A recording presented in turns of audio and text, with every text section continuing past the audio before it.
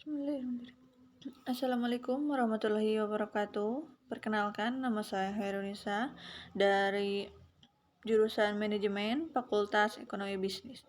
Saya akan menjelaskan sedikit tentang hukum-hukum Islam. Hukum Islam, asal hukum Islam adalah dalam kitab-kitab aturan tersebut bersumber pada seluruh ajaran Islam, khususnya Al-Quran dan Hadis. Jurisprudensi Islam atau ushul fikih secara umum akan didapatkan bahwa hukum Islam bersumberkan dari Al-Quran dan Sunnah.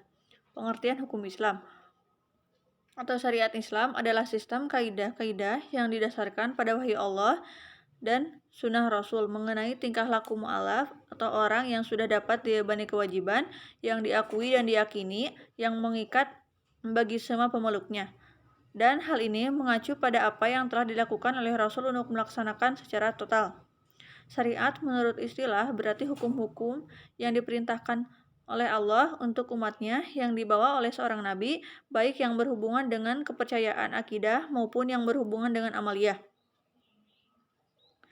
Sumber hukum Islam ada 4: Al-Quran, Hadis, Ijma, dan Qiyas.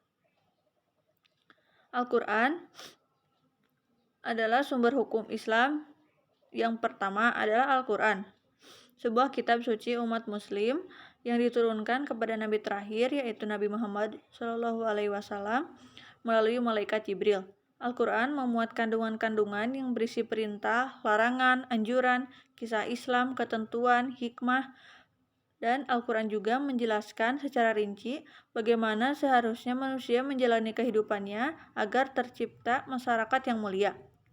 Yang kedua, Al-Hadis, yakni segala sesuatu yang berlandaskan pada Rasulullah SAW, baik berupa perkataan, perilaku, diamnya beliau. Di dalam Al-Hadis terkandung aturan yang merinci segala aturan yang masih global dalam Al-Quran. Kata hadis yang mengalami perluasan makna sehingga disinonimkan dengan sunnah, maka dapat berarti segala perkataan atau sabda, perbuatan, ketetapan maupun persetujuan dari Rasulullah SAW yang dijadikan ketetapan ataupun hukum Islam.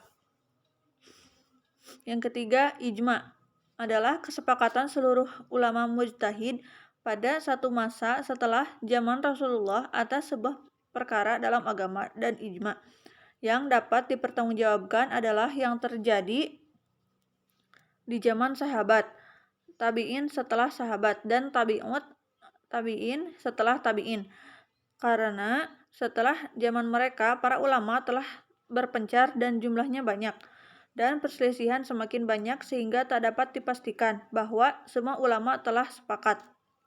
Yang keempat adalah qiyas, berarti menjelaskan sesuatu yang tidak ada dalil nasnya dalam Al-Quran ataupun hadis dengan cara membandingkan suatu yang berupa dengan suatu yang hendak diketahui hukumnya tersebut.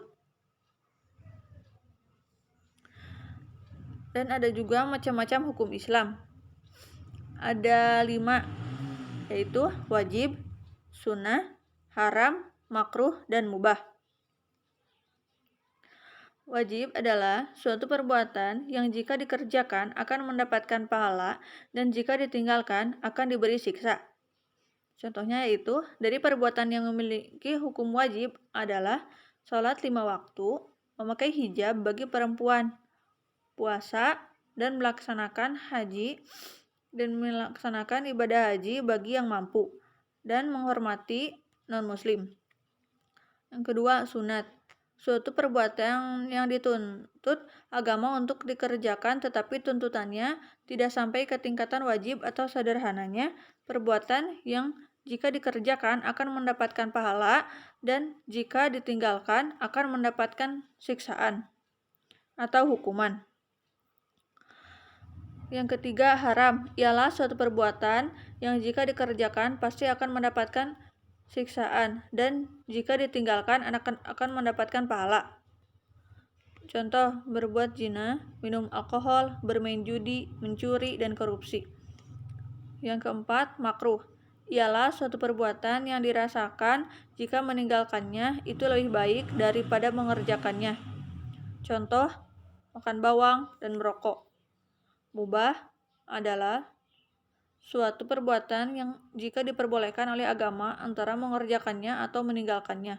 Contoh, olahraga, menjalankan bisnis, dan sarapan. Sekian menjelaskan tentang hukum-hukum Islam. Saya wabillahi taufiq wal hidayah. Wassalamualaikum warahmatullahi wabarakatuh.